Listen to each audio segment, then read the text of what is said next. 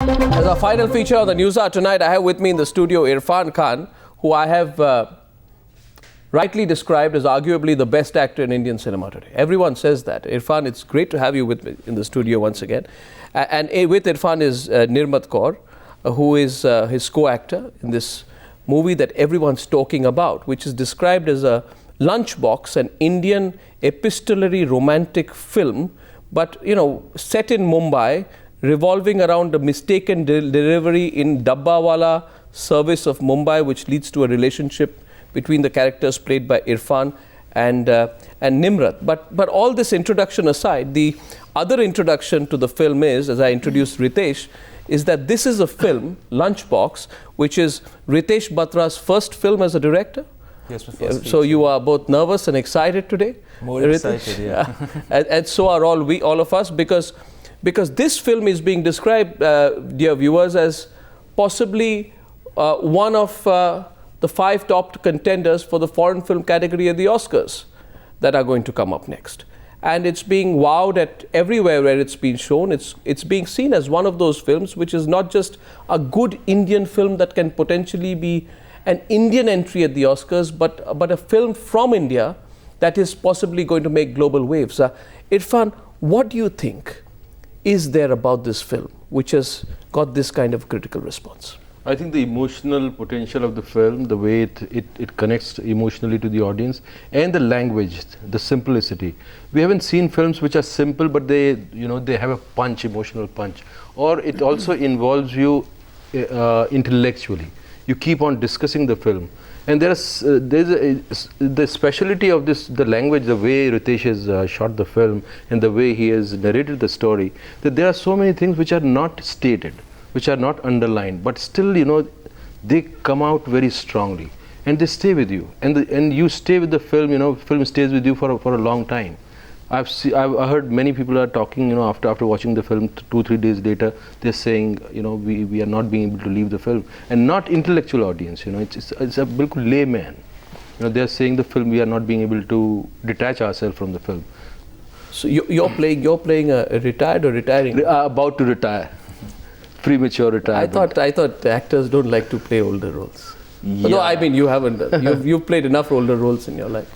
Yeah, but there was a kind of lure in this story, in this character, which was a romance, which was a kind of sensuality, which he doesn't know. He's not aware of that sensuality, and that suddenly things happen, and You're a romantic man, Irfan, are you? I'm not. In the story, not, but otherwise I am. Don't get on the defensive when I ask you that. but the point is, Nirmat, that here's an interesting plot, and I've often said this, Nirmat, that one of the terrible things about doing an interview on Friday nights about a film that is so remarkable and talked about is this: you haven't seen the film.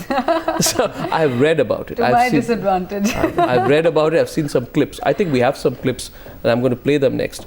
But Nirmat, this is the basic plot, that Irfan plays somebody who's about to retire, and you are playing an unhappy housewife, and then you come together. So without revealing much, tell us a little bit. It's actually one of the most unique love stories that I have ever come across, if not the most, because the script really read like a book to me, and it's got a space that I don't personally find in a city like Bombay, or which is urban, up to speed with the times, modern, fast, Yes. living life in the fast lane. So it's a story that connects two souls who are slightly old world, and that's the charm about them. And it's such a fine thread that connects them. It's got so much. So what do they go poetry searching about. for each other? What do they find in each other? I think mostly, to me, what they find in each other is a way to communicate about their aspirations, about things that have somewhere got suppressed, because they don't have people to express themselves, express their desires to, or who they are, or things that we on a day-to-day basis sometimes forget, as it's very eloquently put in the film. Yes. As well.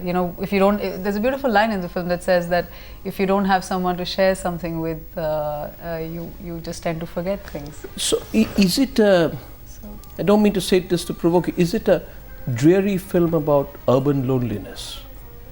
Ritesh? No, to me, since I wrote it, and we've been doing so many interviews, and I always say that filmmaking is sort of an exercise in pissing off those to impress those you'll never meet. Explain. Wait. But it's a real love story. I feel it's Yes. really like what attracted Irfan to it was also the fact that it is a love story at its core. So no, it's not dreary in any way. It's about two people sort of sifting through the baggage of their life through this romantic connection they find with each other. What is I've the response I've got so far is that it's potentially this is a film which has a mass appeal. That's what people who saw this film said, that you'll identify with it. Sure. Everybody is going to identify with it. What is it? What is that element in this film? And I've been analyzing it because when we finished making the film, we saw it together, and we all sort of agreed that people are going to like it, but we had no idea it was going to be so loved. So I would like to do this again. So I've been thinking about it a lot, and I think it's really that the film is so local and so specific to India and so specific to Bombay, and in making it so local, somehow we touched upon a universality. Stories can only be universal and can only travel if they're extremely local. So I think that's what's making the film travel and making it so talked about, really. I think yes, Irfan. Do you think we can analyze why the film doesn't work or why it works? No. Do you think we can? You can't do that. Yeah, I think if it doesn't work, you can. If it works, you don't know why it worked. But I have had a theory. Entirely. I have had a theory about, I've said this to Irfan before on the many occasions when we've had the pleasure of chatting, and he knows I'm a big Irfan fan. And I've said this that one of the things that makes me so proud about this kind of cinema and actors like Irfan is the fact that they hold their own. So whether it's any global film, actors like Irfan hold their own, but films like this, and I felt so happy when I read Irfan. I'm told that when this was shown as part of the International Critics Week at the Cannes Film Festival, this got a standing ovation. Is that right? Yeah. It got a standing ovation? Yeah. You were there? Yeah, we were there. So, we all were there. what- This was the first screening. What was... It was actually 12 minutes, then we rigged min- it to 15 minutes, then we started saying 15 minutes. Every interview we increase 12, it 13. by 5 A minutes. standing ovation?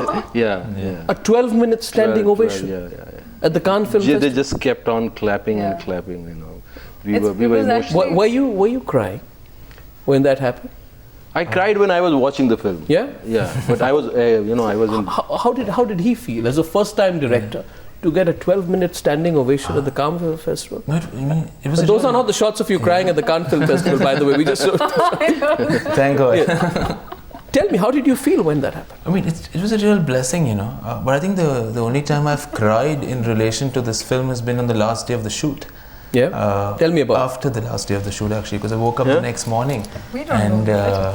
I had nothing to do. Yeah. It was still a week or two away from starting the edit, but it was so intense, our collaboration and our work every day on this. And suddenly I wake up in the morning and there's nothing to do. So that's when I cried. But otherwise, this film has been a really blessed journey. Haven't cried since, but it was very thrilling. It was just. The film, it really felt like it's out there now, and it's not our film anymore, it's the audience's film. That's what I felt at Cannes. Those 12 minutes, it was like people had taken the film and made it their own. I like your quiet passion.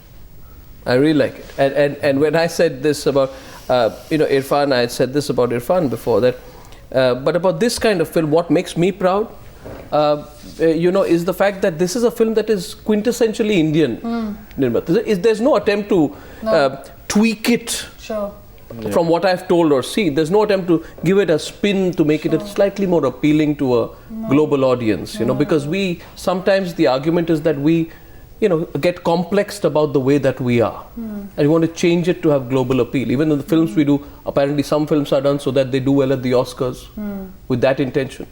What do you think? I've often noticed that the films that I watch from other countries, why they work for me mostly is because of their truth, and because of their honesty to where they belong. And that I think really works for us also as a team here and as a film, because we haven't tried to do anything. It's not a perspective, It's a story in Bombay about Indians, played by Indians. It's come together with a completely Indian mindset in that sense. It's not something that is trying to be anything that it's not. Bilkul. It's not trying to sell itself anywhere. We've really protected the world that Ritesh had written, and we've really somewhere stayed as true to that as possible. And that really comes through. Like today I watched the film, I watched a first day, first show, and I could sense that pulse, with people in the audience. They were like, did you see this? Did you remember this? Oh, I haven't seen this. Wow. And I could hear those comments like from people walking by. And people pick up on these things because it's so tangible, you see, it's so real.